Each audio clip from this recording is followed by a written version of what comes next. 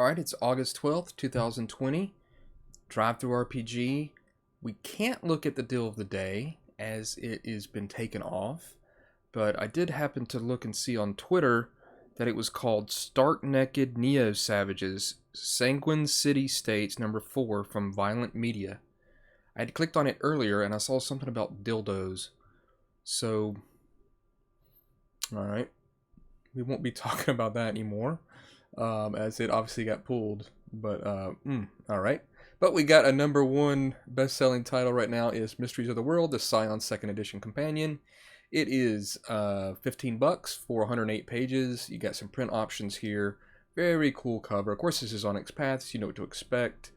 I played the first edition of Scion, and I really enjoyed it. My players really enjoyed it. It was fantastic. Never played it again. I don't know what happened. It just was one of those things that just kind of happens. So there you go. It is optional rules and new pantheons, expands upon setting, elements, and systems, and gives story guides and players both a leg up in not only understanding Scion's particular brand of the story path system, but fine-tuning it to meet their table's needs. Nice. Whatever. So yeah, that's that. And then everything else is pretty much what we've seen before. Let's take a look at some new stuff. There's been a bunch. I mean, 4 against the great old ones. Unique system, it says. $10, 82 pages. Clock is ticking. A dark cult will congregate somewhere in the United States to summon a cosmic entity of infinite horror. The only hope for the world is a group of 4 intrepid investigators who will stop at nothing to find the necessary clues, identify the cult, and stop the great ritual before it is too late. I think we've heard of something like that before. So it's a game of Lovecraftian dread and horror set in the 1930s. It's an old school pen and paper game that can be enjoyed in solitaire, cooperatively, or as an RPG light. It's a standalone game based on 4 against darkness system modified to include sanity, helpers, 8 new main characters, a unique clue system, 6 possible final encounters, and more. So let's take a look at the cover. Not too bad. And here's the preview.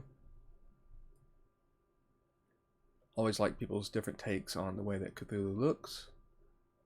And yeah, it doesn't have a print option, but I'm glad that there is a preview and already some talk about it. So that's good. Always good to have a little bit of a discussion going on about a product.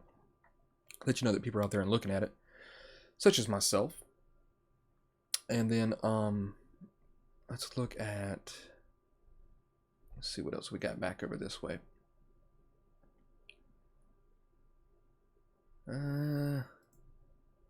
Let's look at Curse of the Flying Dutchman from Micro RPG. Curse of the Flying Dutchman is a standalone short adventure module for the Micro Chapbook Sci-Fi RPG. This adventure can be played on its own or as part of a current adventure or campaign. So it's $1. Don't know how many pages it is. Here's the cover, a deluxe adventure module. Here's the preview. And single column, got the ship there. Kind of crude, but I mean, it's going to get the job done. You don't need a whole bunch of that. Don't know how many pages exactly it is. Glad there's a preview, but don't know anything about that system, as there's so many out there. So that's that. Let's see if there's anything new in print. We have, so we're here, we've got Clash at Kell, Crenn. It's for 5th edition, I guess, an original level 6 to 8 adventure made for D&D 5th edition. A river journey takes the adventurers to the besieged river fort of Kell, Crenn, where the Null Horde assails the walls throughout the long night. What are the Wasteland Raiders seeking in the frontier trade post? Here is the cover. And here is the preview. That's not too bad art. I like that. And 5th edition, so yeah. Obviously it's I think my computer just struggles with all this going on here. So there's that art again. That's not too bad. No discussion going on, but glad there's a preview.